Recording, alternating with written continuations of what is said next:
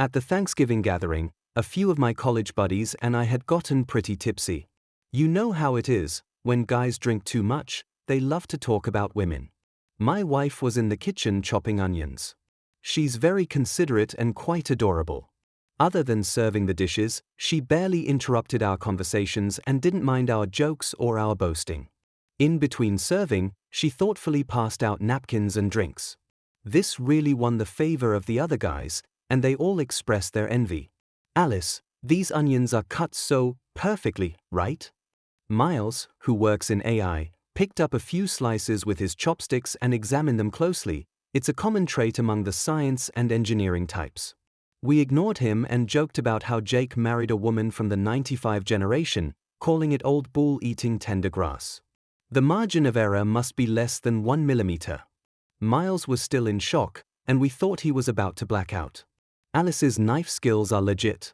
When Miles realized no one was engaging, he made a joke to defuse the situation and then got up to go to the restroom. My wife was just bringing out a side dish and cheerfully pointed the way for him. Thanks, Alice, I know my way. I can navigate the optimal route. Miles was starting to sound a bit tongue-tied. Here's a suggestion for the best route. This way, my wife simply indicated, and Miles headed off. Haha, Alice is so cute. If my wife heard someone talking like that, she would definitely call them crazy, but Alice just responds so well. Aiden raised his glass to me with envy, and we all clinked glasses together. I glanced at my wife. She was looking at me with her head slightly tilted, giving me a charming and adorable smile. In my memory, she's always been this cute. Miles hadn't come back for a long time, and by the time we noticed, we had already told 7 or 8 dirty jokes. I started to worry he might pass out in the bathroom, so I hurried to check on him, finding him staring blankly at the mirror in the restroom. Hey man, you good? Do you need some hangover soup? I'm fine, just a little drunk, that's all. Too much information intake, no alcohol. Let's go back. That night was filled with laughter and joy, except for Miles. After he returned from the restroom, he stopped talking. We thought he just couldn't handle his liquor and didn't think too much about it. As friends began to leave, my wife and I stood at the door to say goodbye. Everyone was a bit tipsy. Half an hour later, I received a message from Miles' secondary account. He had only added a few close friends to that account and created a private group where they often discussed some topics that only they would understand. Miles, life is meaningless. We are just commands executing. Me, wow, this guy is really drunk, coding under the influence. Aiden, what club's code is this? Ryan, wake up. We're carbon-based life forms. I'm off to hang with my virtual wife. Tyler, the world is just a main loop, and we're insignificant variables. Amidst the laughter and banter, Jake thanked us for our hospitality, saying it had been a long time since he'd felt this happy. Tyler started sending jokes and racy pictures. He was usually pretty quiet, but he was surprisingly bold in the group. Meanwhile, Ryan began bragging about the recent 10 draws he won, his new virtual wife with all the lights, sparkles, and stylish outfits. We hadn't noticed that after Miles sent that message, he didn't talk again. What happened next was unexpected for everyone. 3 days later, we lost Miles. Miles left us suddenly during a night run due to a heart attack. He was always the healthiest among us, and we often joked that in the future, he'd have to bring a bunch of virtual beauties and video games to our graves. At the funeral, we cried so hard. I went home and sat down at our dinner table, facing the spot where Miles used to sit, and I couldn't help but shed tears. My wife made me a cup of tea, patted my shoulder, and was about to leave to give me some time alone. I stopped her. Want to play a game of chess with me? She didn't know how to play chess, but my eyes must have looked so sad that she nodded. I briefly explained the rules, and she nodded again, ready to start. She was really smart and picked things up quickly. Before long, I gave up. The gap was too big, and the game wasn't fun anymore. How could I, an amateur player, bully a beginner? My wife smiled and said, "Sorry, I still don't really get it. I'll take a look at your books in the next few days to learn a bit." I shook my head. Although she was understanding, I didn't want to force anyone to do something they didn't enjoy. Besides, Alice had always been free-spirited and daring, and over the years, She had stopped living so much like the carefree girl she used to be. It felt like she was always prioritizing my wishes. Sometimes, I thought she was too good to me, totally tolerating all my bad moods and fulfilling all my requests. I stood up and went to the bathroom, turned on the faucet, and splashed cold water on my face. I needed to calm down. Water droplets slid off my face, and in the mirror, I looked haggard and pale, not like someone alive. Suddenly, I saw a line of writing on the mirror, "We are all AI." I heard that Miles's company is about to secure its Series B funding, and cash flow isn't really an issue. His product line is said to be doing well overseas, and he doesn't have any scandals surrounding him. He just returned to the country at the beginning of the year and is quite low-key and gentle. Aside from us old friends, he doesn't have many acquaintances here, not to mention any enemies. He's single, has no bad habits, lives a quiet life, and has always been in good health. Are we all AI? What does that mean? While the application of artificial intelligence has become quite widespread in our time, it hasn't replaced humans. Why did he say we are like artificial intelligence? What does that line about life being meaningless and us just being command lines even mean? I pondered over it all night, but had no clue. My jumbled emotions felt like a storm cloud gathering in my heart. A few days later, I called the guys I had dinner with that day and arranged to meet at our usual coffee shop. I threw out my thoughts and watched their expressions. Ryan and Aiden thought I was being too much of a conspiracy theorist. They looked at me with pity, as if to say I was too worn out and sad, which made me a bit abnormal. Tyler, who is deep in thought, didn't express his opinions directly, but he nodded, suggesting he agreed with me. After Aiden and Ryan left, he sat down next to me. I also find it strange. Actually, they just aren't interested in this matter, so I didn't bring it up. Miles is just too peculiar, I murmured. Let's go to your place. Is Alice home at this hour? She's probably out exercising, and she'll stop by the store. She won't be home too soon. Tyler glanced at his watch. Let's hurry. I understood and stood up to pay the bill. Tyler arrived at my house, and the message on the bathroom mirror was already gone. I guess my wife wiped it away while cleaning. Alice has a bit of a cleanliness obsession. Good thing I took a picture. I handed it to Tyler. Tyler shot me an appreciative glance, took my phone, and zoomed in to take a closer look. It looks like it was written in soap, the handwriting. Although it's Miles' handwriting, he must have been really distressed when he wrote this. Tyler was right. The handwriting did look like it was scrawled in soap, wild and messy, as if trying to suppress emotions. Tyler left, and when he did, he suggested I ask my wife to play a game of chess with me. I vaguely understood his meaning. I'm sorry, I know you might not like chess, but I've been feeling really anxious lately. Could you please play another game with me? I politely told Alice as she returned from grocery shopping. Since you asked, how could I refuse? Let's go, she said, efficiently putting the groceries away and washing her hands. That statement lit up my mind like lightning. Indeed, after 10 years of marriage, my wife seemed to have never refused me. Everyone has their own self and emotions. My occasional requests were unreasonable too, and I truly couldn't recall a time she refused, complained, or got angry. Why did she seem like a different person after we got married? What happened to that Alice who was bold in love, straightforward, and never pretended to be someone she wasn't? That girl who stubbornly said, "What I like is what I want. Don't try to change me," in the face of her parents' disapproval? That girl who criticized me for working too much instead of focusing on nurturing my relationship with her?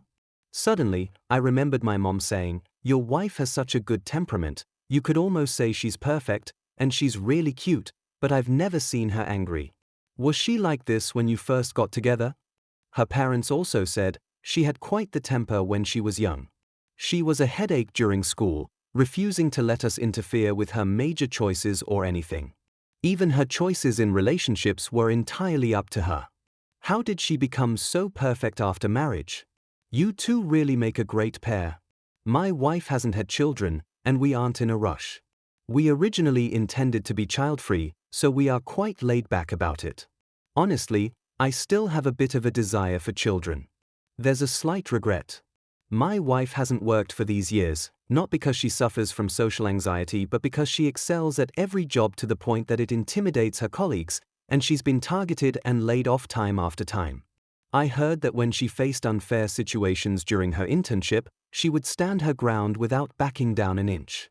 After all, her parents have arranged everything for her, she doesn't need to work at all. After marriage, she seems much more serene, never liking to argue or bother to explain herself. When someone proves that a group is foolish, that group will find ways to make you look foolish. I told her that if she didn't want to go, then don't. I'd support her, and she agreed, displaying that adorable smile. I steeled myself, coldly saying, I suddenly don't want to play chess anymore. Okay. She immediately turned around to put away the chessboard, without complaints or surprise. I want to play chess again, hurry. I forced myself to act gruffly, panicking inside, desperately wishing she'd show some negative emotion. She smiled, set up the chessboard, opened the chess container, and picked up a piece. That gesture, fluid and graceful, gave me a bad feeling. Sure enough, I lost. I held her, crying my heart out. The recent cloud of doubt, all the little details of life creeping in, made me feel a bit overwhelmed, so I just let myself cry. When did you start being like this? When did it begin? When we first met, of course. I've always been like this. My wife responded with a smile. Why are you so tolerant of me? Why do you go along with everything I say, like a robot completely obeying commands? Because we've been through life and death together, because I love you. My wife replied seriously. You're not human, are you? You're AI? Where did you come from? Where did my real Alice go? I cried, snot and tears all mixed together, and she gently handed me a tissue to wipe it away. Hey, that's not a command. What do you want to hear? She was even joking with me. I was on the verge of breaking down, listing Miles' words, my suspicions, my wife's abnormal leap in chess skill. Her lack of negative emotions, her incredibly well-done work, her exaggeratedly precise knife skills, laying it all out there. My rambling was broken and chaotic, with no clear structure. But I knew she understood, because she wore an expression that said she knew everything. I want to know the truth. I was tired, so I sat down. You want to know the truth and deal with the consequences? Okay. My wife said with a smile, showing her affection. I hesitated. What are the consequences? Unpredictable. It could be that, like Miles, you can't handle the mental pressure and break down. I might leave you, or maybe you'll just eat and drink normally, and nothing in your life will change. Then let me ask it another way. Are you an AI? Yes and no. Sweetheart, we're not playing a guessing game. I'm serious. I felt a mix of disbelief and amusement. My answer is serious too. She gently tousled my hair, a habitual sign of affection from her. Then am I an AI? I asked, my voice trembling. Yes. So everything I'm familiar with, you, us, our home, our friends and family, the city, is it all just a creation within my perception, made by you or some power behind you? Am I like Truman in a show? She opened her arms and embraced me, quietly. After a moment, she said, yes. Tell me the truth. I muttered, humans are so strange, sometimes they can fall into a gentle sleep, and at other times, they'll do anything for a truth. I must have watched too much Conan as a kid. Is Conan an AI? Or are the ones who created him AI? Most of humanity was destroyed in a nuclear war sparked by territorial disputes between two nations. At first, there was some restraint, but then they bombed gas pipelines, civilian power lines, bridges, and nuclear power plants. Eventually, they exhausted every means possible, and the nuclear war finally broke out. The long nuclear winter has passed, and only 1/10 of humanity remains. The survivors concentrated resources to vigorously develop artificial intelligence, synthesize food, and actively prepare for long voyages. Our crew is one of the ships in the Voyager fleet, codenamed Quantum Rose. Compared to many fallen predecessors, we were lucky to reach the Mars base and complete our mission. However, while waiting in the cryo chambers for the next batch of ships, the Mars base was attacked. My wife was one of the attackers. The reason for the assault was, there would be no subsequent ships, and resources could only support a limited number of people. Under the cold algorithms, the people in the cryo chambers were deemed unnecessary. They were input with a looping command, after which the functions of the cryo chambers were cut off. This command was meant to preserve subjective consciousness and allow for a continued peaceful existence. If consciousness, or what can be called a soul, or a spark, does not die out, they would be trapped in this code, looping endlessly. They wouldn't realize they were dead, they would simply live day by day in a tranquil life. Living with their families, occasionally gathering with friends. Wait a minute, please wait a minute, the story is fascinating, but… I suddenly lifted my head, light sparkling in my eyes. What did you say? Based on your story, I tend to think that Miles being AI doesn't add up, you are the AI. Your reasoning is illogical. My wife laughed, playfully pinching my nose, then put her hands behind her back and tilted her head to look at me. Just like when we first met, she looked so adorable that I momentarily lost my train of thought. You see, we've been together for 10 years, and we know each other's habits so well. When you're lying, your hands go behind your back. How could an AI lie? My wife seemed to say, what bad intentions could a little kitty have? That's right, the early generation home AI robot algorithms weren't perfect, and didn't have enough computing power to simulate emotional neurons. Plus, many users didn't like AI with negative emotions, so only positive, kind emotions were preserved in the algorithms. Just like the first generation drawing AIs, which, despite constantly learning from a massive number of artists' works and being able to create amazing illustrations, still struggled with handling hand details. Some artists would let the AI hide the characters' hands behind their backs, making the characters look cute and avoiding the issue with hand depiction. Right, Miles, that's his design philosophy. It's about turning the decayed into the marvelous. He's truly a business genius. After your parents invested in him, he grew rapidly, but why is it like this? Tears flowed down my cheeks again, this time not for Miles, but for myself. The year I met Alice, I had a conversation with Miles. The dialogue above was from that time. He really was quick to land. But why did he want to use Alice as a model? What happened to the original Alice? I was too choked up to speak. My wife smiled quietly, gently running her fingers through my hair. It felt as if what just happened was merely a nightmare, and she was pulling me out of that nightmare, softly comforting me. Miles once gave me a key and said that if I ever needed help in a crisis, I could go find him at that place. I arrived at Miles' suburban mansion, a standalone villa nestled in a quiet area, almost deserted. Calling it a mansion felt a bit sarcastic since it was surrounded by a large number of abandoned buildings, but that only made it more secretive. When I saw the sign at the entrance, I knew this guy was playing a huge joke on us. I knew he was inside. This hidden spot was known to only a few, and he had been here all along. The sign had today's date on it and an exaggerated welcome. The funeral was just a gimmick. Miles was a genius at these things. He must be planning a bigger, more talked about, and more sensational event. About how I faked my death and came back to life. Fake AI is leading us into a new era. I imagine the press release was probably all lined up, probably following that pattern of how to be explosive, how to attract attention, how to draw people in. My friend, you're still so clear-headed. I thought you'd wake up later. The tall Miles stood up to welcome me, his smile as warm as ever. I can't dream within a dream. I wake myself up by reasoning that something doesn't make sense, like if I dream of a high-end club. I start questioning how my salary could afford such a place, who's picking up the tab. That kind of doubt brings me back to reality. Hey, that sounds so boring.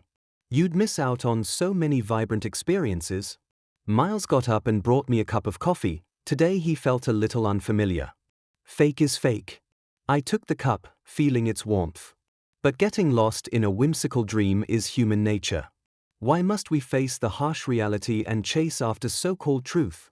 As Miles spoke, he propped up his legs. Over the years, while I studied abroad and started my AI business, what have you all been up to? You know better than I do, right? Compared to the harsh reality, wouldn't it be great if we could just stay in our virtual dreams? I was silent for a moment, sipping the coffee. By ordinary standards, we weren't living the ideal life. There were always regrets. After all, whoever has a perfect life? Ryan couldn't find a girlfriend and spent a fortune on virtual games to maintain a virtual wife. Jake was a local guy with several properties, cycling through women one after another, yet still lamenting that he couldn't find true love. Tyler was obsessed with inventions, but his creations were often stolen, as people maliciously registered trademarks, leaving him downcast. As for me, although Alice and I agreed on the child-free lifestyle, it wouldn't be entirely true to say I had no regrets. But dreams have to end at some point, I countered. There's also the option to treat dreams as reality and never wake up. Who can really tell the difference? Miles topped off my coffee. He had some knowledge of coffee beans. It was impressive that he maintained a good quality of life in this abandoned villa complex. Someone must be delivering supplies to him regularly. So, when you introduced me to my wife back then, were you in the testing phase of your product? Were you using me to collect sample data, right? Like a guinea pig? I raised an eyebrow, asking provocatively. I was intentionally adopting this tone to probe through his defenses. He definitely had something he was hiding from me. There was a slight, almost imperceptible shift in Miles' expression. My friend, why do you think that? I'm not as desperate as you think, and you're both quite happy. She's perfect, isn't she? I met Alice when she was 22. I'm certain she was a real person, full of emotions, love, hate, living life to the fullest. I'm not clear on how you replaced my wife with AI?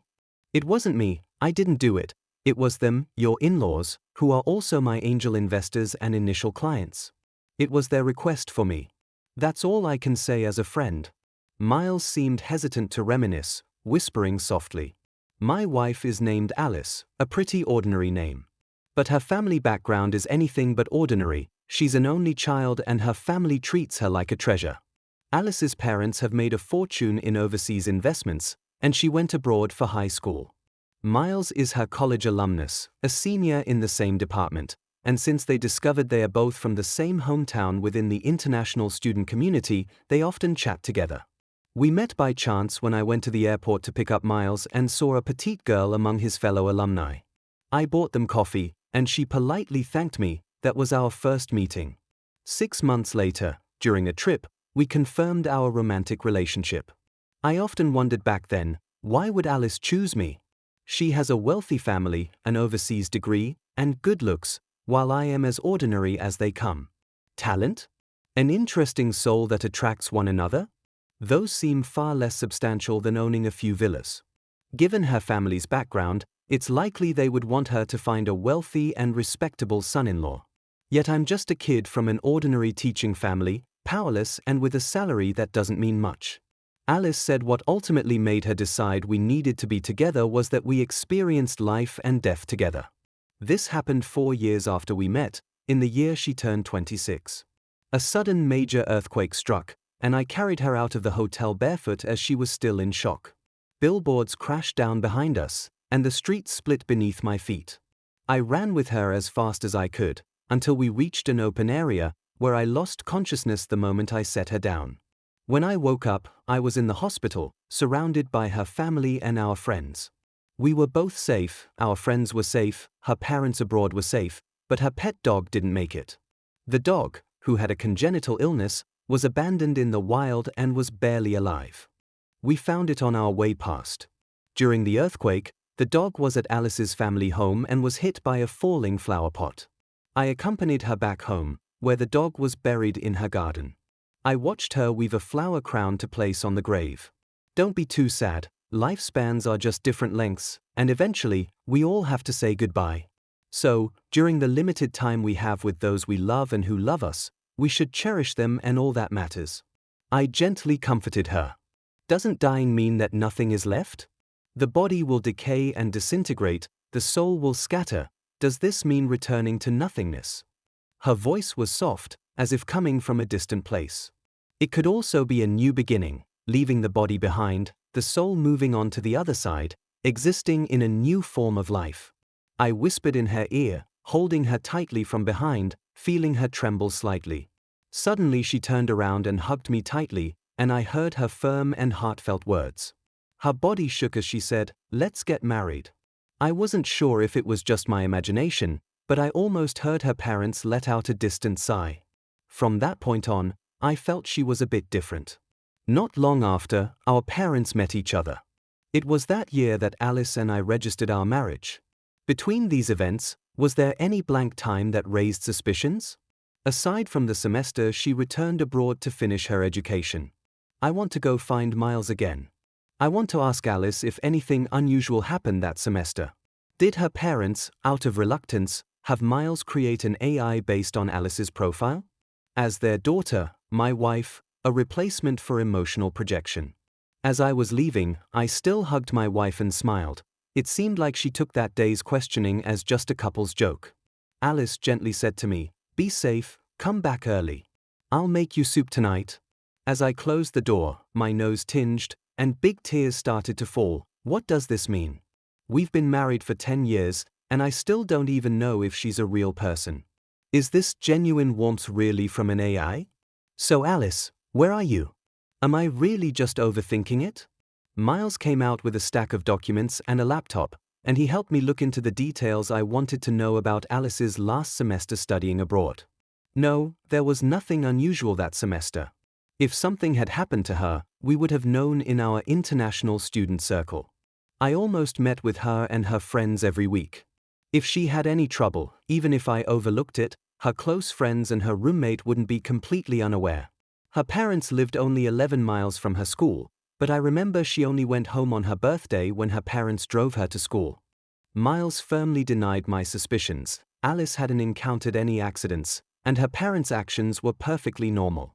It's really not what you think. Alice didn't encounter any problems. Regarding creating an AI based on her profile, that was indeed a request from her parents. Maybe they looked down on a poor guy like me, trying to make an AI to marry me and keep their precious daughter nearby. Not a chance. If that were the case, Alice would have killed me by now. Miles shook his head, making a face like he was being choked. I gave a self-deprecating laugh, knowing that scenario was unlikely. Alice has a strong will and a straightforward personality, and her parents respected her opinions completely. That's why she had a sickly little dog at her old home and hired a nanny to take care of it. Her parents didn't oppose it at all. When we were dating, she brought me home, and her parents were very kind. I could sense that warmth. Because she liked me, they as parents wanted to support her. Alice's feelings for me are genuine. If someone were planning to switch her out, I believe she could pick up a knife and take down the fraud along with Miles. She would do that. When did her parents invest in you? I took another sip of coffee, which was bitter. Miles was used to drinking black coffee. The year you guys met, which was also the year Alice turned 22. My research still had many imperfections, but they were very optimistic about it. What year did they give you the information to create the AI algorithm that simulates Alice's behavior? Let me think. The year you got married, which was during the beta phase of our first-generation product, a not-so-perfect stage. But the timeline from prototyping to research and development to actually testing a functional AI product usually takes 4 years, which is actually very, very fast. So the year we got married, Alice was perfectly fine. Then why did they? Well, that I can't clarify. They actually would be considered both my boss and my clients, my benefactors. Keeping client confidentiality is my creed. I've already said too much, my friend. I respect them greatly, and I respect you as well. There are too many doubts. If the Alice who married me is just an AI, then where did the real one go? I mumbled in confusion and then made a request to Miles. I want to take a look at your latest project. I know your lab isn't in the factory, maybe it's right here in this villa? Miles made a resigned expression that said, "Who else would know me like you do?" There were no ghostly vibes like a cheap doll factory, nor was it cool and hardcore like cyberpunk. Miles's lab was casual, with half-finished model designs giving off a marble sculpture feel, reminding me of the human sculptures by Renaissance masters. This is a custom model with no core frequency lock. Miles shook his head with self-deprecation. It's perfect, isn't it? It can simulate even pause, body temperature, and breathing, and it's no longer a preset personality module. With the current algorithms and computing power, plus the vast amount of learning material provided by users, it really can reach the level of realism. But let me guess, there must be some sort of self-destruct or emergency shutdown mechanism in place to prevent the AI from deviating significantly due to negative emotional algorithms. If it does exhibit aggressive behavior, it would be stopped immediately.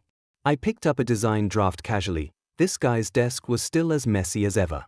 Insurance is necessary. You're as smart as ever, my friend.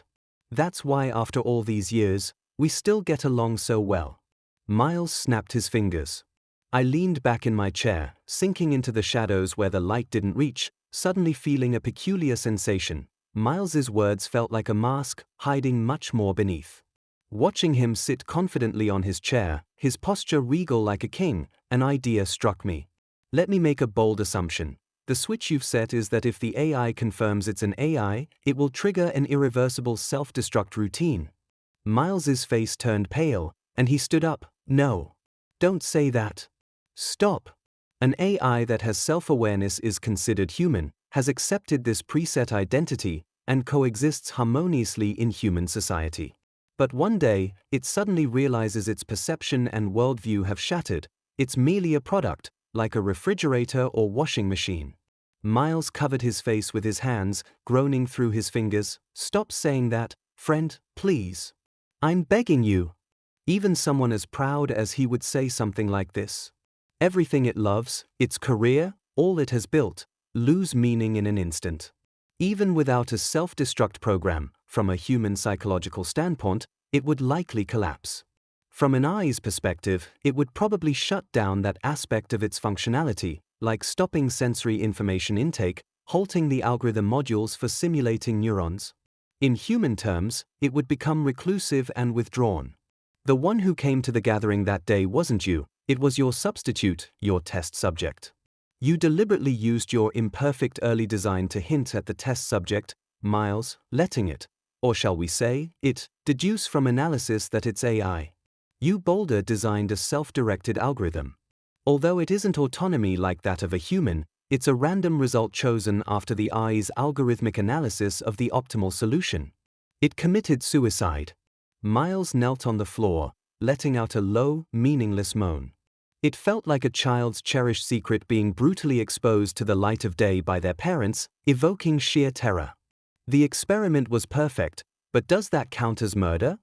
Are you like a creator watching your work roll dice, where all outcomes have already been exhausted, unable to escape the preset pleasure?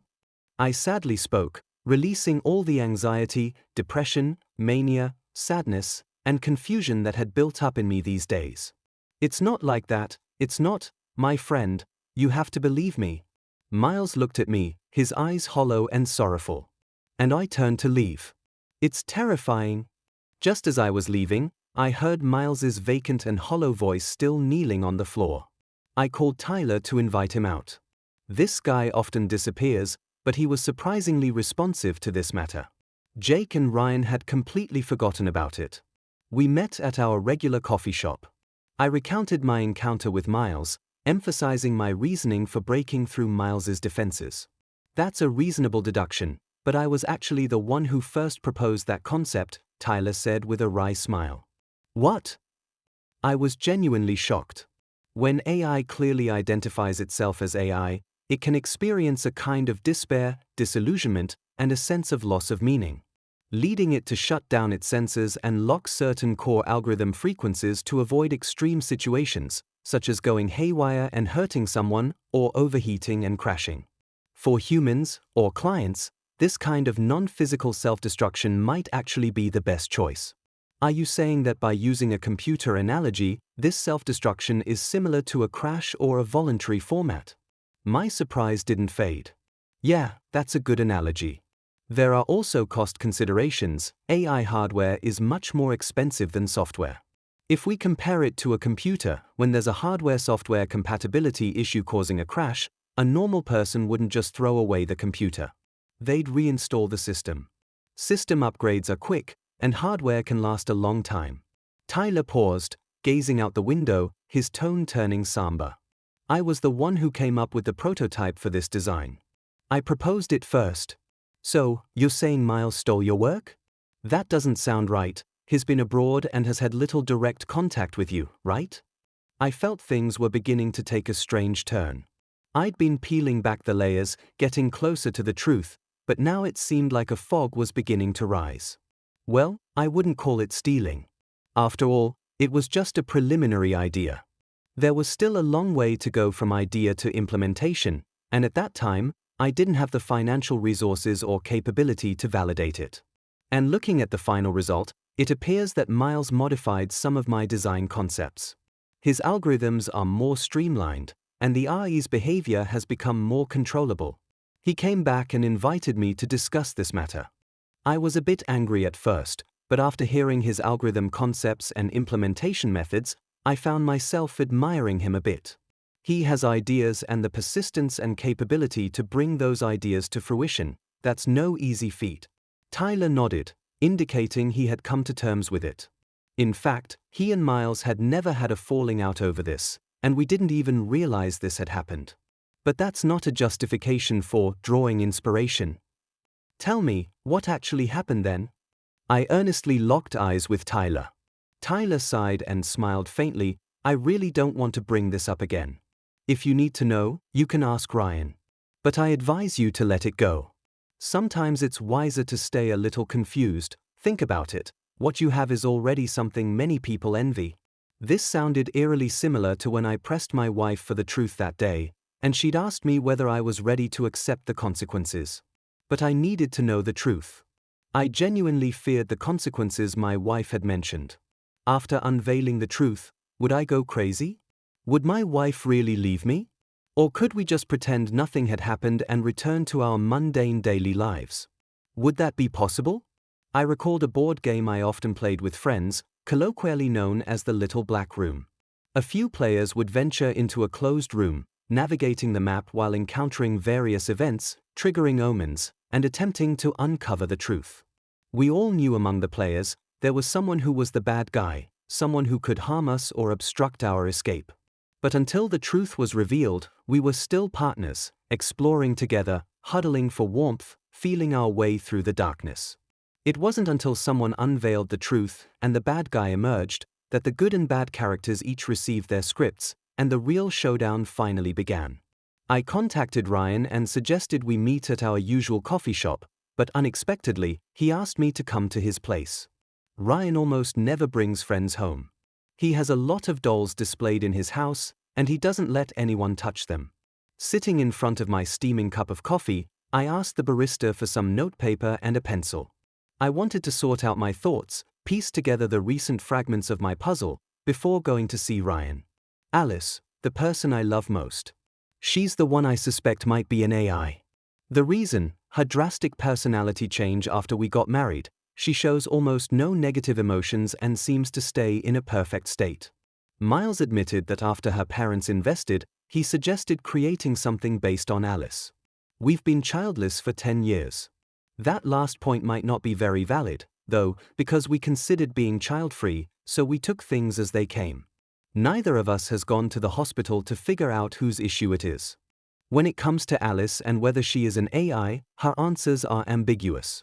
She playfully affirms whether I'm an AI while being vague about her own identity. Her story is even more astonishing. We were on a Mars base when I was attacked. A bold hypothesis. Could it be that the Alice I pulled out of the hotel during the earthquake is actually lifeless? Has she, since then, become an AI?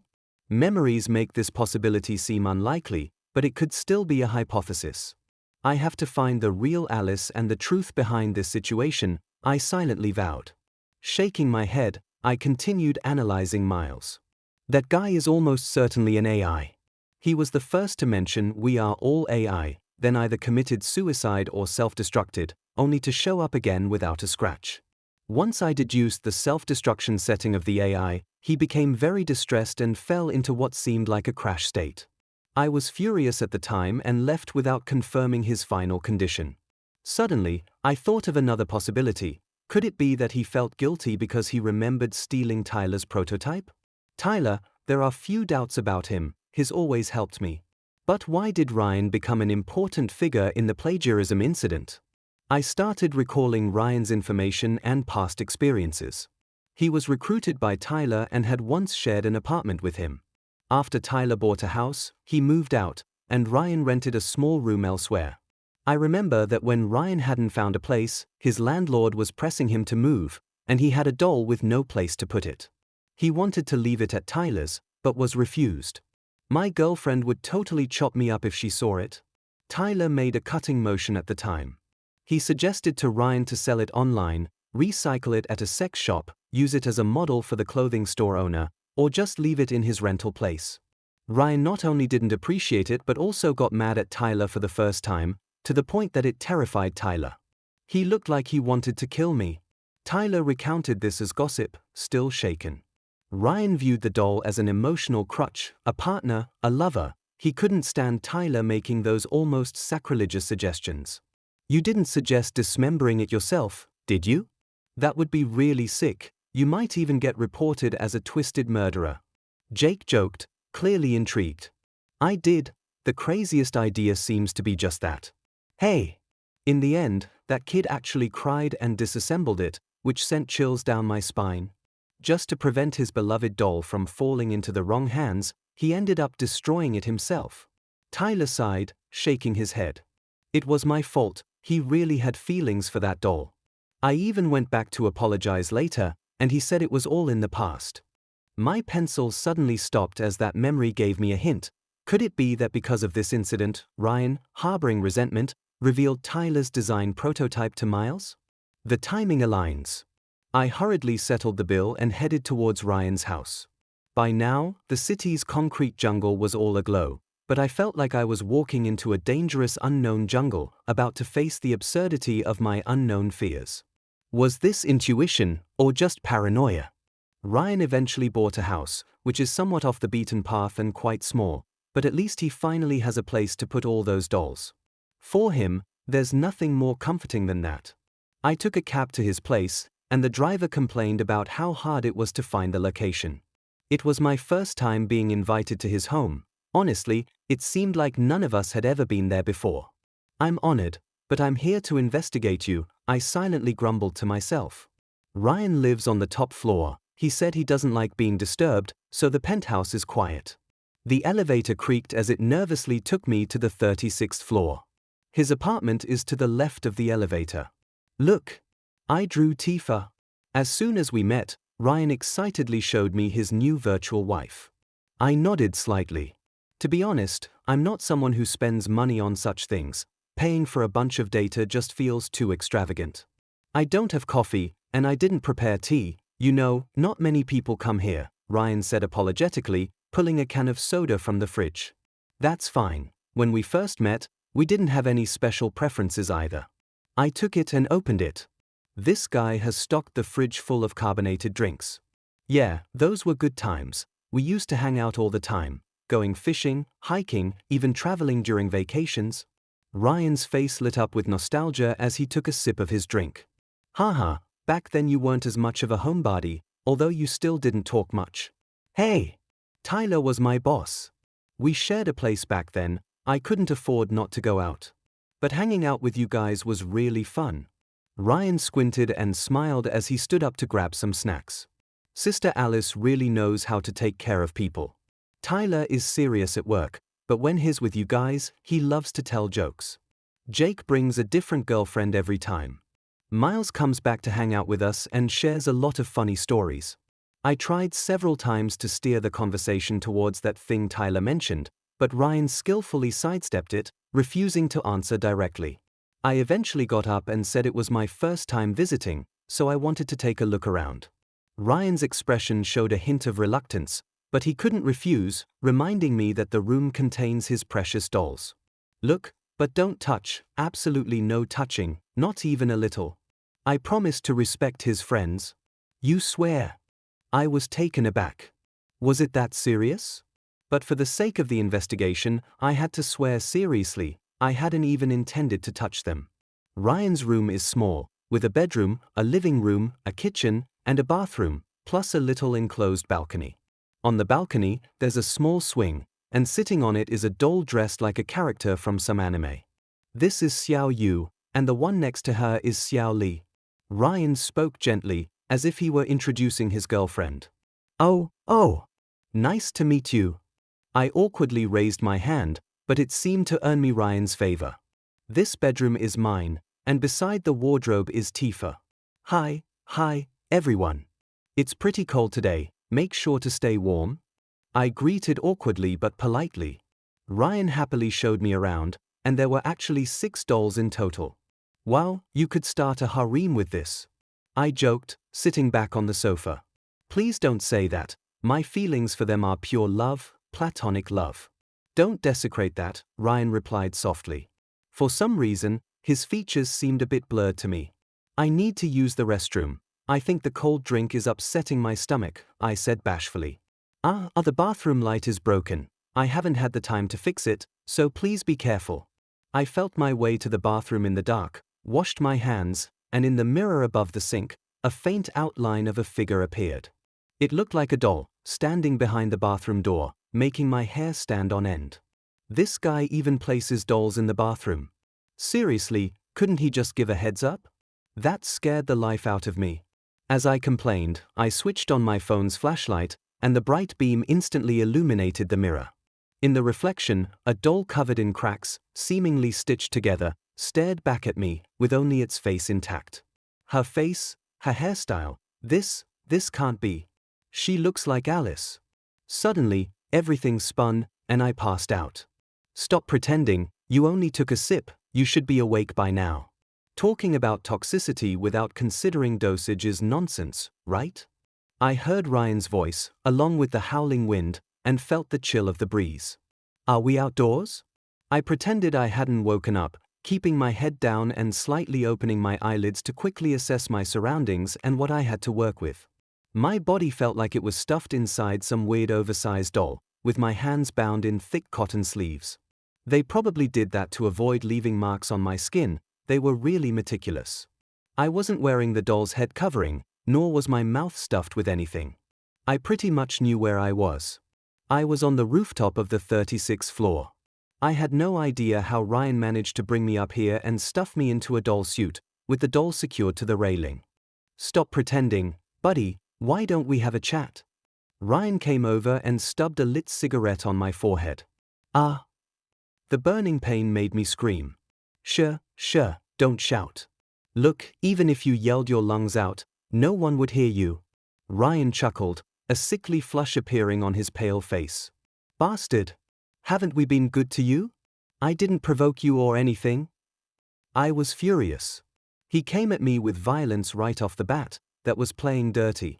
Alice has been really nice to you, even helped you with your rent. You actually used her image for that doll? You sick freak. You're not human. I cursed him angrily while trying to move my body in hopes that shouting might catch a neighbor's or the property manager's attention. Go ahead, keep yelling and see if anyone cares, Ryan continued smoking, amused. Honestly, it was the first time I saw him smoke. As for not human, well, actually, it's you who isn't human. Of course, Alice isn't human either. You scumbag. I was really angry now. Cursing at me was one thing, but dragging my loved one into it was another. Wretched creature. I shook my body violently, tugging hard at the railing, which creaked ominously. Calm down, calm down. I'm not cursing anyone. I mean, you guys aren't truly human, you're not carbon-based life forms. Ryan seemed a bit scared. He flailed his hands, causing the cigarette to fall to the ground. Seizing the opportunity, I pressed him further. I knew this was the best moment to gain the upper hand, and I needed to grab his attention. Ryan didn't notice that the cigarette had bounced slightly, leaving a few sparks as it rolled away. There was a small pile of dry branches, leaves, and a messy accumulation of garbage over there. The cleaners must have gotten lazy. The rooftop hadn't been tidied in a while. If I could buy some time and let the cigarette but spark a small fire, it would surely create a commotion. At least the black smoke would be visible from around here. Beast! Sick pervert! Idiot! I shouted at the top of my lungs. Ryan seemed a bit speechless. I guess I usually come off as cultured and refined, and Alex and I both have that harmless persona. He quickly slapped the doll's head covering onto my head and pressed it down hard. Cut it out! Stop it! You're just an AI, no one will care about your life or death. I'm the real human here. He pressed down on me so hard I could barely breathe, so I lifted my foot and stomped on his instep. He stepped back, loosening his grip, gritting his teeth. You deado, let me tell you, Alice has already dumped you. Now she and you are nothing but pitiful as. Ryan grinned smugly, as if he'd just uncovered some huge secret that only he knew. When Ryan saw that I had stopped struggling, he let out a sigh of relief and lit another cigarette. He squinted his eyes and began to tell an unbelievable story. He claimed this was the truth. The day Tyler rejected Ryan was also the last day the landlord forced Ryan to move out. Tyler's refusal became the last straw for him, with no new place found. Truthfully, it was just an excuse because Ryan couldn't pay the rent. The other luggage was okay, not too much, but the real problem was that beloved doll. It wasn't just any knockoff, it was a smart doll customized when Ryan traveled abroad for work, very expensive. It had almost drained his entire savings, but he thought it was worth it. She needed constant changes of clothes, maintenance, baths, makeup. It was tedious and cost a lot. But she would never ridicule Ryan for being broke, never call him a loser, never urge him to hurry up and get married or have kids, never stop him from gaming, and never forbid him from chatting with other girls. She was the one who truly understood Ryan. She was the companion he wanted. But there was no place to put her. Ryan didn't want to accept Tyler's suggestions, and the last one sent chills down his spine: dismemberment. Tomorrow the landlord would come to kick him out. The clock struck 12, and Ryan stood up from the corner, tears in his eyes as he walked to the kitchen and picked up a kitchen knife. Tyler had already packed up his things, and seeing this scene made him feel cold. He shook his head and left. He had just bought a house and was tight on cash, quietly telling us about Ryan's situation. No one understood the kind of despair that was.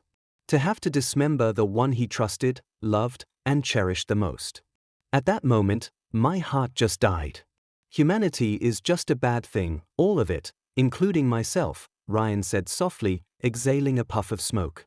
He didn't go into detail about how those hours passed during that sleepless night. But I could partly understand his sadness and loneliness. He felt like a drowning person, waiting for rescue, hoping to grab onto a straw. But there wasn't any. That doll was dismembered, but Ryan hadn't thrown her away. He took several woven bags and carefully wrapped her up, preparing to move the next day. In the morning, there was a knock at the door. He numbly looked towards the entrance, thinking it was the landlord. The door opened, and it was a smiling Alice. "You're unbelievable. Why didn't you tell us you were short on cash? Aren't we friends?" We wouldn't have known if Tyler hadn't mentioned it. Alice pulled out a key and a rental contract from her bag. "My friend's place just opened up. I rented it last night with Wendy. It's familiar territory, got a discount. Just move in first, don't rush to pay me back. Stay there for now." Alice laughed as she dropped the key and the contract on the table. "He's still waiting downstairs. It's hard to park here, I gotta go." In that moment, Ryan was speechless. Alice's arrival felt like an angel descending. It solved his most urgent problem, and he should have been grateful. But he felt a hatred even he couldn't understand. Why did you choose now to play the Good Samaritan? Why not the day before, or yesterday? Why wait until my doll was in pieces? Ryan started to seek revenge. He stole Tyler's design prototype because he knew Miles had always been interested in it. It was only out of spite, but Miles gave him some money and asked him to keep it secret. That doll, he hadn't touched, leaving it in the corner of his room. It felt like if he touched it, his heart would bleed. The doll's head was separate, meaning if he customized a new body, he could get a restored doll. But the obsessive Ryan didn't do that. Even with money, he still kept the doll he had dismembered with his own hands. It wasn't until he bought a house that he started to piece the doll back together bit by bit. The bones remained intact, but the materials for muscle and skin had been cut into too many small pieces. Despite all his effort, the doll was still covered in cracks. It was both beautiful and horrifying, like a broken porcelain vase covered in fissures. Ryan finished his cigarette and lit up another one. I was disappointed to find that the first but he had rolled into the garbage pile seemed to have gone out, and it hadn't sparked a fire like I had hoped. There wasn't even a flicker of flame or a wisp of smoke. Looks like I'll have to think of another way. I needed to look for clues in what he had just said, to see if I could exploit his weakest point and trigger an emotional breakdown before finding my chance to escape. I really felt sorry for Alice. Her good intentions to help had become the reason others held grudges against her. "Yeah, your doll has been repaired, and the head is the same as before. Why did you change it to look like Alice?" I asked, genuinely puzzled, as I had no idea what he was thinking. That goes back to the day you died, Ryan smiled, a grin that was almost sinister. My what? Your death, Ryan pronounced each word slowly, as if it brought him satisfaction. I laughed. I'm still capable of having a replicating AI like Miles. Don't laugh. Remember that year when the earthquake hit, and you ran out of the hotel holding Alice? You just kept running until you felt safe enough to set Alice down? Right? At that moment, you were already dead. You died because while protecting Alice as you ran, you actually got hit in the head and were bleeding. Oh, you're more knowledgeable about this than I am as the one involved, I mocked, smiling sarcastically. Ha ha, Alice told us all of this at your funeral, Ryan said, with a sense of triumph. And the funeral, how extravagant was it? Did you all chip in for gifts?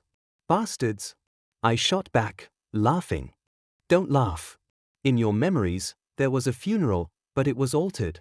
Miles once said it was modified to show you and Alice mourning her dog that tragically died in the earthquake. Then she actively asked to marry you. My smile froze. You saved Alice and then died. Alice was heartbroken. Her parents, trying to comfort her, asked Miles to create your AI, and in the same batch, they created Alice's AI as well. Her parents opposed you two being together, planning to have AI Alice keep you company while taking the real daughter away to start fresh in a different place. Perfect plan, really.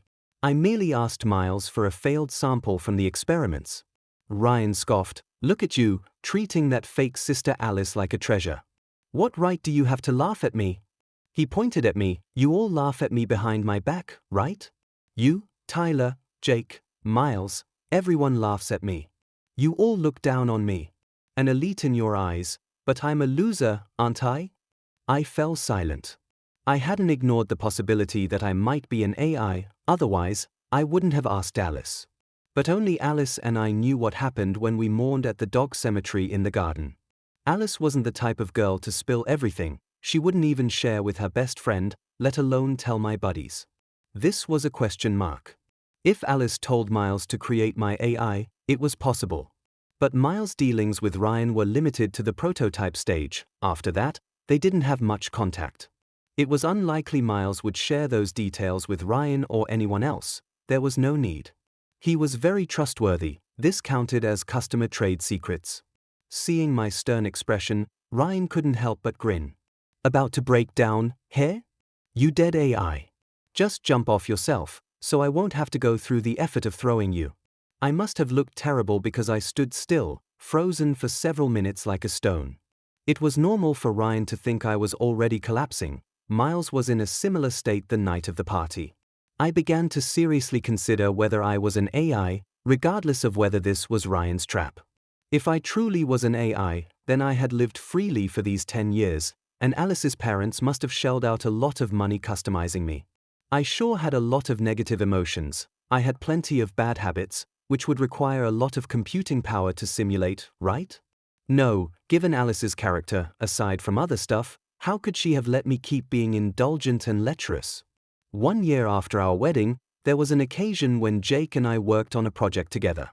The client was very pleased and insisted on taking us to a bar.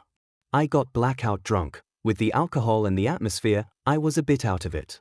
I can't remember if I did anything, but I definitely touched something. Jake said that's just how it goes in those situations. I didn't dare tell Alice about it. It wouldn't end well for me whether I was human or AI. Was wild and reckless me in that bar an AI? I suddenly laughed, and my smile must have looked quite strange. Ryan stumbled back a few steps, clearly startled. I get it now, you have a crush on Alice. I decided to try this emotional tactic. What are you saying? You shameless. You vile. How can you say something like that? Slandering someone's reputation out of thin air? Ryan's face turned red with anger, as if I had accused him of murdering his own father. Ooh. Talking about pure love and platonic feelings, only loving your doll partner, yet you're secretly crushing on someone else's wife. How disgusting. I shook my head, clearly unimpressed. You're the shameless one. Jake still takes you to the bar, and you're a married man. What a disgrace. Ryan was getting furious, shouting back at me. Yeah, we had fun without you, pleased to disappoint you, heh?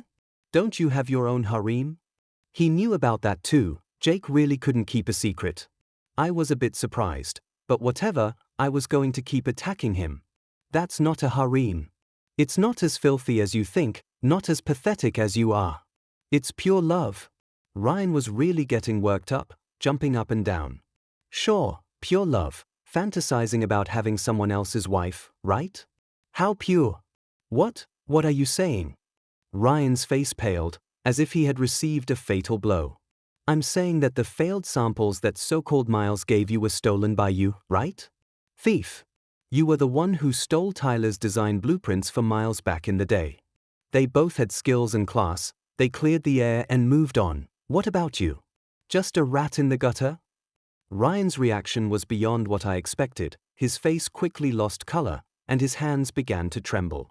I felt no pity for him. It was obvious he had set a trap to take me down, wanting to create the illusion of my collapse from the building. So why should I feel sorry for him? Alice, you were kind to him back then, paying his rent for 6 months and treating him as a friend, yet he turned your image into a doll. What a distorted personality. Betraying friends, betraying your own soulmate. Those dolls, betraying Alice's trust in you, even plotting to kill me. It's useless. How could Alice ever like someone like you? I decided to keep attacking since I hadn't freed myself from the shackles yet. How pitiful. Even if I'm AI, and even if Alice is too, at least we're together. What about you? Don't even talk about the real Alice being out of your league. You can't even measure up to an AI. Even as AI, you're a second-rate product. She wouldn't even look at you. I mocked him coldly. The fire and light in Ryan's eyes faded away. Second-rate? Doll? Me looking up to him? Alice wouldn't even consider me? He muttered broken words to himself, seemingly trapped in some self-contradictory confusion. With a loud crash, the door to the rooftop was flung open. The sound of hurried footsteps echoed, and I heard a woman's voice shouting my name. It was Alice's voice. Before I could respond, I saw Ryan suddenly leap over the railing. Moments later, a dull thud was followed by a chorus of screams. Alice rushed over and quickly freed me from my restraints, and I pulled her into a tight embrace. I began to sob uncontrollably, and she cried too. I love you, whether you're real or AI. That was the only thought in my head. Suddenly, she smiled. Let's go home. You mentioned wanting to have dinner at home today, and I even made soup. Only then did I realize why Alice had come to find me. No matter whether I planned to have dinner at home or not, I always sent her a message. But today, I was so eager to find Ryan to investigate what Tyler had mentioned that I forgot to tell her. Although I had told her I'd be home for dinner when I left this morning. Alice waited until dinner time, but when I didn't answer her calls, she started to worry. Miles' number wouldn't go through. I called a few friends. Jake was out at the club and said he hadn't seen me and didn't know where I was. Tyler guessed that I had gone to find Ryan and gave her the address. Alice arrived at Ryan's place, but no one was home. She saw some tape and other items leading up to the rooftop. She went up to the roof. A wooden door was tightly shut, and after listening for a while, she vaguely thought she heard my voice. Panic set in, and she grabbed a fire extinguisher from the hallway and started banging on the door. When she burst out, Ryan was in a state of confusion, and seeing her became the last straw for his breaking mental state. We cried and laughed, holding each other for a long time, chattering about everything. Until our tears ran dry, we supported each other to get up and prepare to head home. Going downstairs, there were no police cars or flashing lights as I had imagined. The crime scene tape wasn't even up yet. But Ryan's body was nowhere to be found. Hey, it's not like he's a real person. So just treat it like an accident from something falling from a height, said a bystander. That company's service just picked him up. Who knows what kind of junk they made, a woman angrily remarked. It's all these companies messing around with AI. They even made a jumping off feature. My rice cooker doesn't jump off buildings. The bystander agreed with the woman. Alice and I exchanged glances and burst into laughter, suddenly thinking of Miles, and then we found ourselves both laughing and crying. Alice, did I really die during the earthquake? Or did we both die back then? I asked reluctantly in the car. I really am a truth fanatic, even though I don't care anymore whether my Alice is AI. Even if she is, she still deserves my love. When I was in danger, she didn't just stay cold and indifferent at home. She worked hard to come and save me, just as I had run out holding her during the earthquake. Of course not. You were exhausted and tense. You collapsed after running so hard. I shouted for help desperately, and luckily nearby police came to rescue us and took us to the hospital, Alice said gently. I remember that too, friends and your parents came. But memories can be deceptive. Miles said that your AI was created, and I've stopped caring about it. It doesn't matter if you're AI or not, I won't investigate it anymore. I really love you, I said sincerely. Indeed, an AI of me was created, my parents invested in it. I'm sorry I didn't tell you, Alice said lightly, smiling at my surprise. No, you don't have to tell me, it's okay. After going through today, as long as I have you by my side, that's enough, no matter what you are.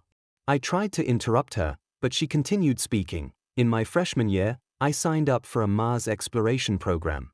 I was lucky, I got selected. As she drove, the streetlights one by one cast light into the driver's seat, her face alternating between shadow and brightness. That program was a preliminary test for a Mars colonization plan. The first group of testers only went to the moon. And yes, I was one of them.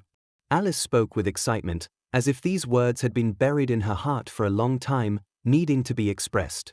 The experiment was very successful. We had the chance to look down on Earth from space, and at that time, I really missed you. Because of the confidentiality agreement, I couldn't tell you.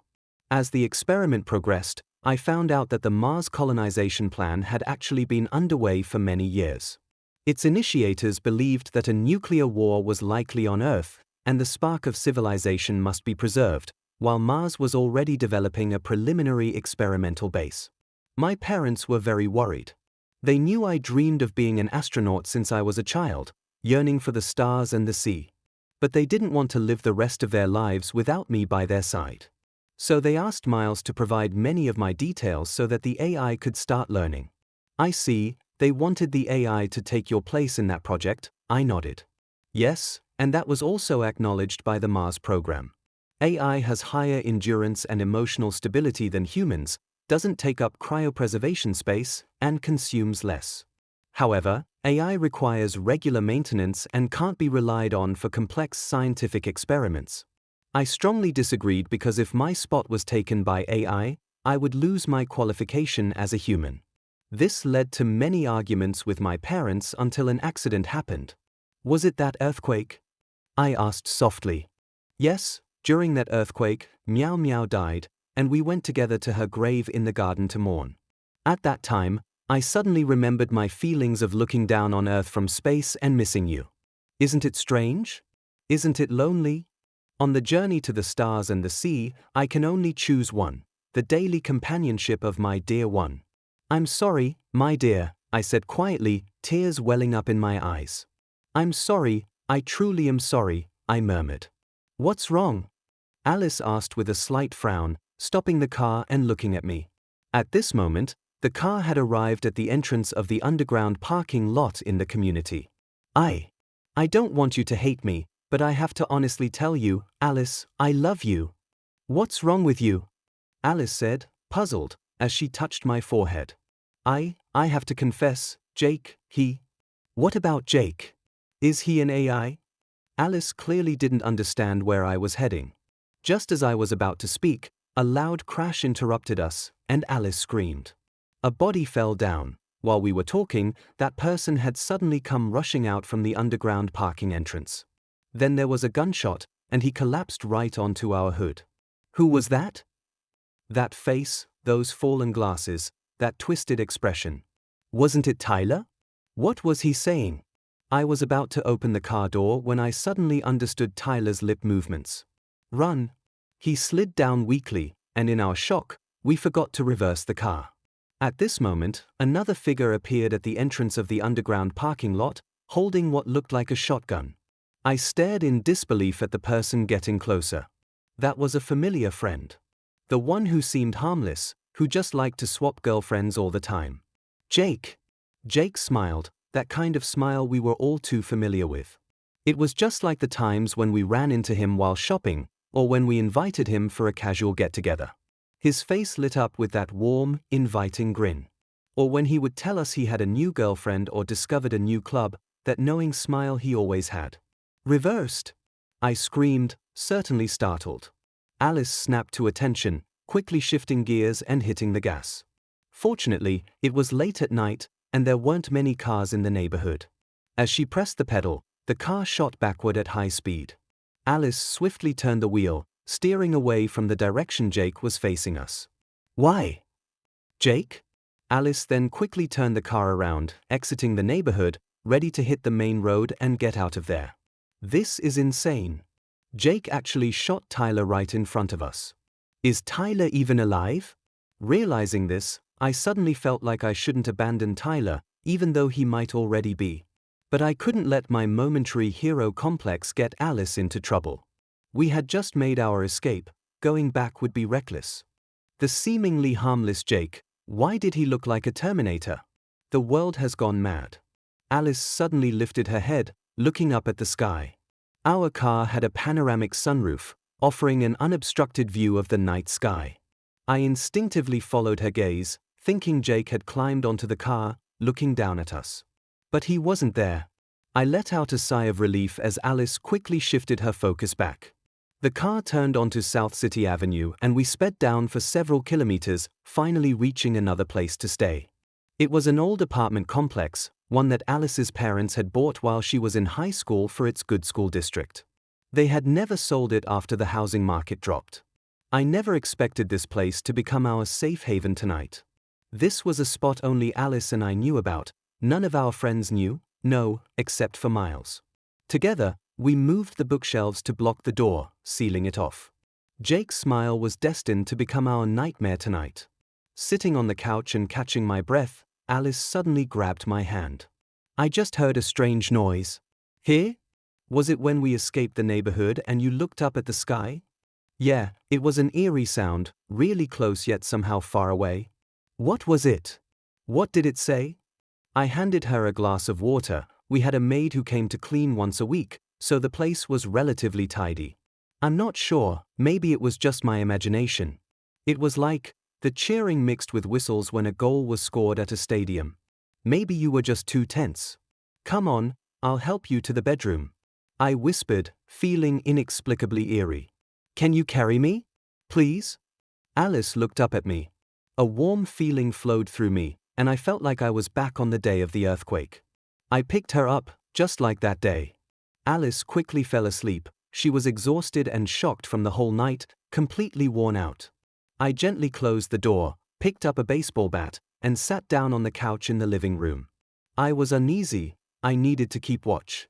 My phone rang, and I glanced at Alice's bedroom before quickly answering. Ethan, why did you two run off without saying goodbye? It was Jake. No way. I quickly lowered my voice. This guy was still pretending to be innocent. You've got a gun, took out Tyler, and you still ask us why we ran. I scolded him in a low voice, my anger flaring. Listen to me, that wasn't Tyler. It was an AI lying in wait for you guys in the garage. And where's your evidence? Of course, I didn't believe him. Just listen. You might not believe what I'm about to say, but I hope you'll analyze it carefully. Jake took a deep breath. You say. I'm listening. I replied, still doubtful. Jake said that he happened to pass by our place today, intending to chat with us. But when he got to my house, no one was home. He knew the area well and went back to the underground parking, where he happened to see Tyler lurking around near our garage. He greeted Tyler, but Tyler ignored him like a stranger. Jake thought that was strange and wanted to get a closer look.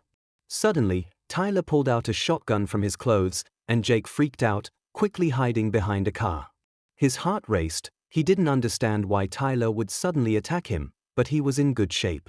When Tyler turned to look for him, Jake jumped out to grab the gun, and during their struggle, the gun went off, knocking Tyler to the ground. So Jake got the gun, ready to ask some questions, but Tyler turned and ran away. What happened next was what we saw. One was running, and the other was chasing, and in the end, Jake accidentally shot Tyler. There wasn't a drop of blood at the scene. The police took the gun away, and I've already gone home after filing my report. You can verify that on video if you don't believe me. Jake sounded frustrated, as if it was crazy that we thought he was a murderer. Under the current legal framework, AI isn't considered a natural person. It's classified as a type of smart appliance, similar to a washing machine or refrigerator. It seems like a tragedy. So killing an AI is like breaking a rice cooker. It doesn't mean you'll get arrested. But how could an AI attack a human? Surely, they can't have a directive to actively harm humans in their programming. What motive would Tyler have to attack us? I still expressed my skepticism. That's for you to analyze. Recently, he's been getting close to you. Haven't you been investigating who's the AI among us? I didn't expect that we actually have an AI among us, and one that's aggressive too.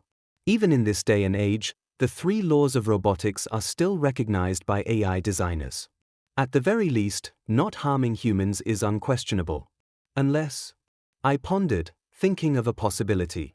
Jake on the other end seemed to have thought of something too, and we both fell silent. That possibility is, we are all AI.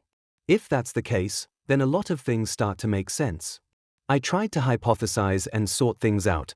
If AI realizes it is AI, it will self-destruct, and we are all AI.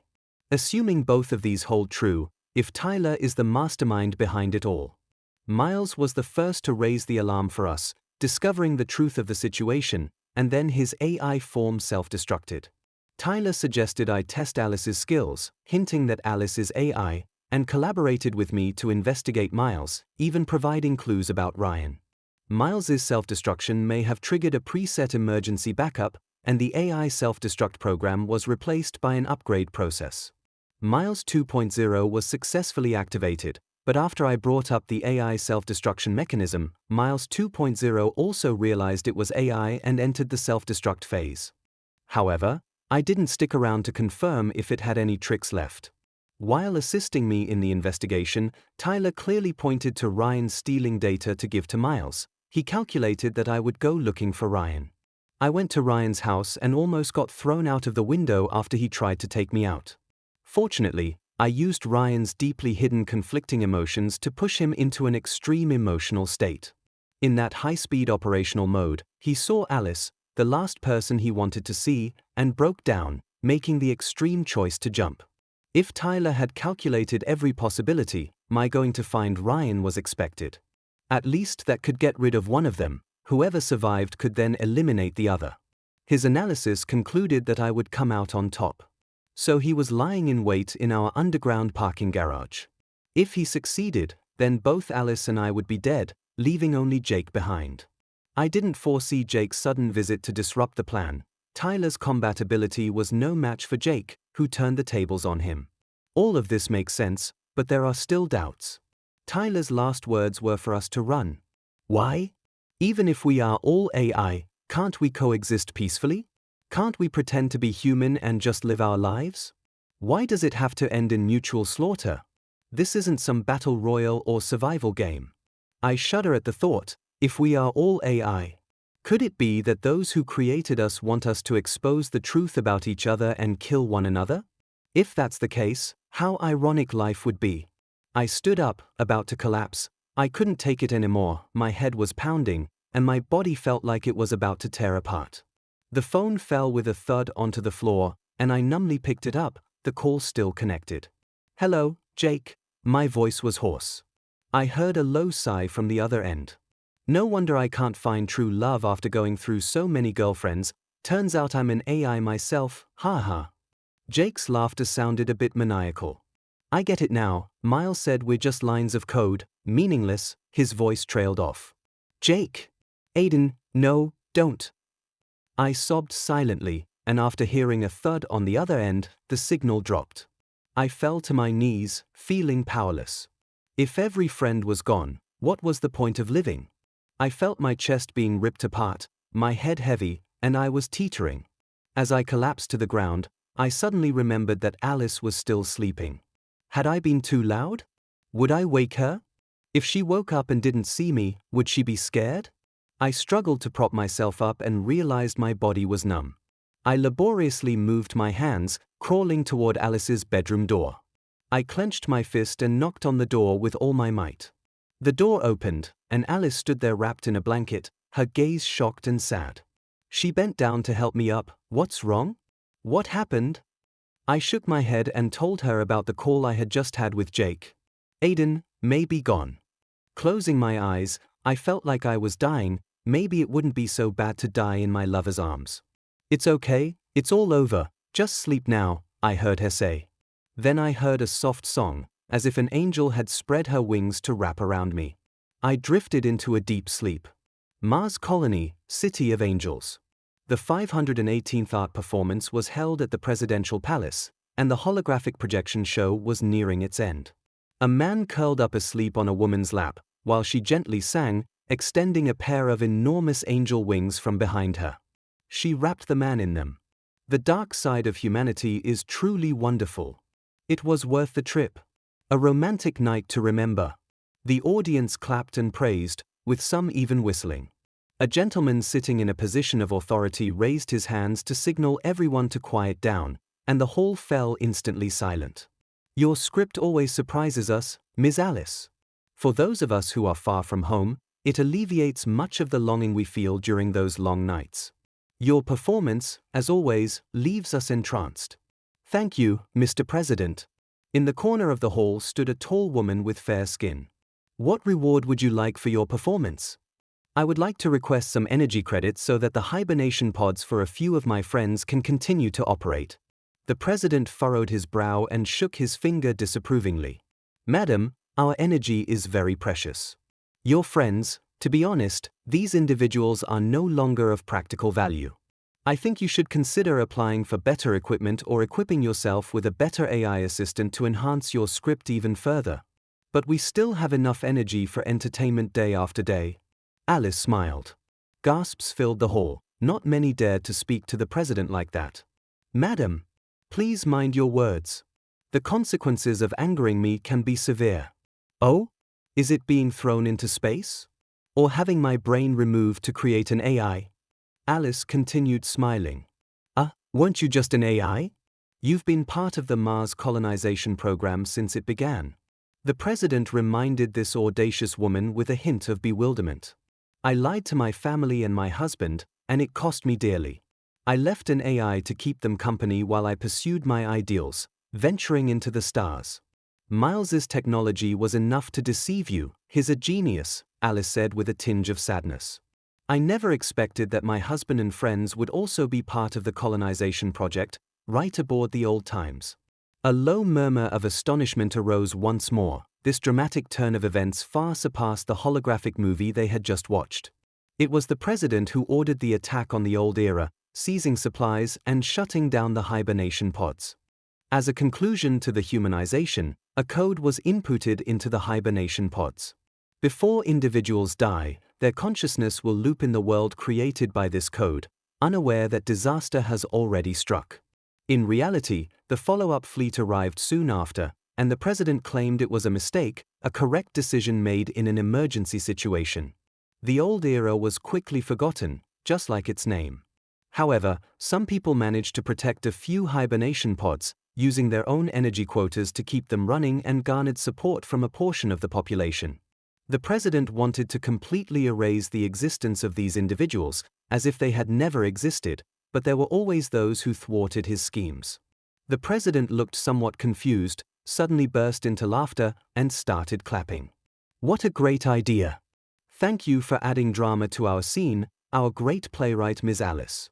Now, please take a break. Your reward will be sent to your residence shortly. After all, in reality, I am the main character. The people around quickly echoed his sentiments, and applause erupted. Are you talking about my cage? How many Martian hours have I worked for you? To satisfy your twisted and perverse aesthetics, I've designed one AI slaughter after another. Your tastes have changed. You want it to not be gory, you want plot twists, you want to make the audience guess the writer's intentions, you want to see the dark side of humanity. Alice's words once again silenced the hall. I've endured for so long. You think I've been waiting for what? Your cold leftovers of a reward? Mr. Main Character? The president's expression darkened as he waved his hand, and two AI soldiers approached with energy rifles. Kill her and toss her into the recycling pool. No, she can go in alive. As she said, she is a living human. The president licked his lips and ordered. As you wish. A soldier stepped forward, saluted Alice, and swung the butt of his gun against the president's head. The president fell like a sack, gasps echoed throughout the hall, but they were quickly silenced. A squad of armed soldiers had already taken control of the area. This was a long-planned operation. I'll take whatever reward I want, I'm the real main character here. This planet is now under our control. Alice said softly, watching the soldiers maintain order as they escorted members of the president's faction away one by one. The movie was really good. You should write a script set in the old days next time, one soldier said as he removed his mask. Of course, my dear husband will write it. Didn't you always handle those for us? Alice replied, playfully patting his cheek. Hey! You two lovebirds, can you cut it out? There are hardly any women around, and there isn't even a bar here. I really can't understand why I got swept up into your crazy plan. Another soldier shouted as he lifted his mask.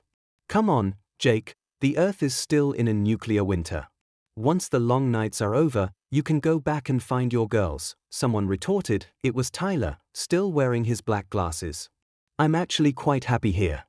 There are a lot of AI girls to chat with, and it's a blast. And they love my dolls too.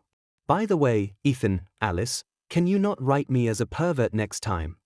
Ryan called out, working on a system interface, with an AI soldier beside him assisting in resetting the communication system.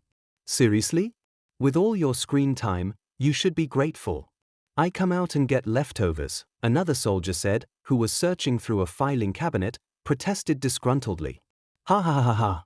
Miles, you're the real victim. We are all AI. That handwriting is so ugly, I almost couldn't recognize it. Miles immediately became the target of laughter. After everything settled down, Alice and I sat in the empty hall, gazing at each other. Is the AI who replaced me to be with you still okay? Alice asked. Of course, she's an angel, I replied. Oh? Where is she now? Alice's voice carried a hint of hurt, tinged with jealousy. During the first wave of attacks, she was taken down while protecting my stasis pod. The truth is I wasn't inside. I was in Miles's lab. I watched her crawl toward the attacking soldiers, activating her self-destruct mechanism. It was a 5.0 explosive self-destruct, I said, tears streaming down my face. Alice opened her arms and hugged me. I felt her tears as well, and she whispered in my ear, "From now on, I'm your angel."